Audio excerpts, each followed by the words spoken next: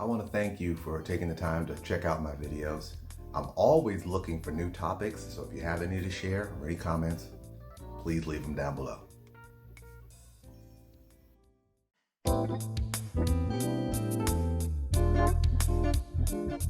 There are numerous times in our history where we find ourselves in positions like this, and we start looking at history and we start asking questions about different things.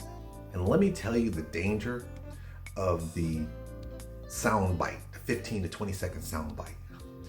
When you start communicating history, it's important that in order the person who's listening to it, that they get the complete picture, not just snippets of it.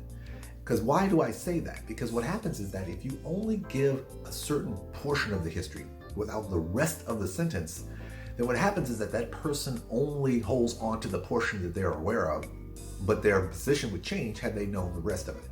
Now let me clarify it a little bit more.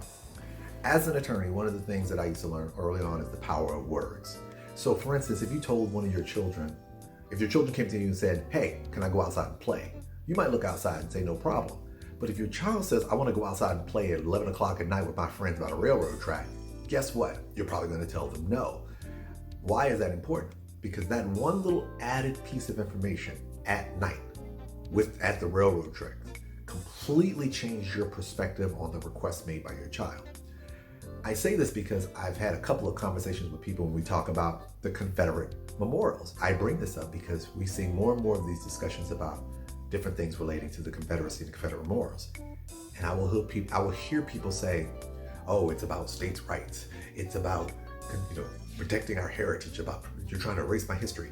But then I stopped them and I said, this is the kicker. I said, okay, let's take that for a second. What heritage?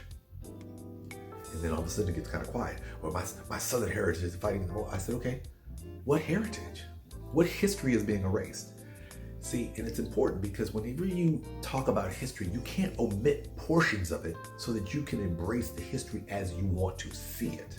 Now that sounds kind of harsh, but the reason why it's important is because if I tell you, well, it was about states' rights to keep slaves, I mean, then all of a sudden, the argument doesn't sound quite as noble, because when you add that component to it, now you're like, well, that's not really, now you have to ask yourself, can you defend states' rights to keep slaves? Most people will say, no, I can't. But by just saying states' rights, what it does is it allows you to be able to look just at that little focus. Just like when somebody says, it's about protecting my heritage. What heritage are you protecting? Now, if you're telling me that you're trying to protect it from the standpoint that we all have, and let's be clear here, I'm fairly confident. I know from my grandmother's family tree that there is a slave owner in my family lineage. He may or may not have fought for the Confederacy. I'm pretty sure there's a lot of people who fought for the Union, people who fought for the Confederacy.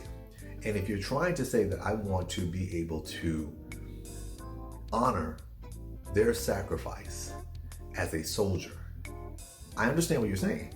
But what you're doing, though, whether you really believe it or not, you're asking us to leave off the rest of the rest of the history by saying the soldier of what? The Confederacy fighting for what? Slavery. And that's the part that gets left out.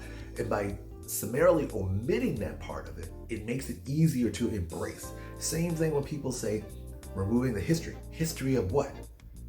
Well, it's remove our history. This was a general of a country that does not exist, that lost.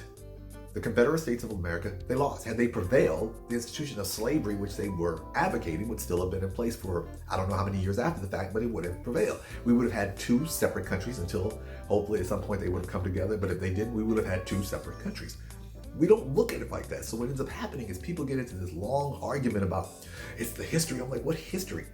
The history of a general that led troops in defense of a country or an attempted country who wanted to preserve as part of their Constitution, Article 4, Section 3.3, slavery.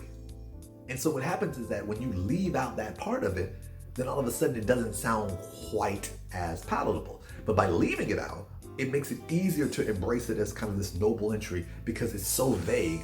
It's my history. Well, okay, that's not really saying anything. Am I disparaging anyone who is sitting here saying that their loved ones fought for the Confederacy? No. Your family line is your family line. Let's be clear. All of us have family histories with lines of people in them who probably did some stuff they had no business doing. Am I saying that they had no business doing? I'm saying that embrace it for what it is, not for what you want it to be. And by omitting parts of that history, you are preventing your ability to be able to truly encapsulate the entire thing. So that's why whenever somebody comes and they always say, "There's history of states' rights, I'm like, fill in the blanks, because history is about context. And if you omit parts of history, you're denying the ability to provide context.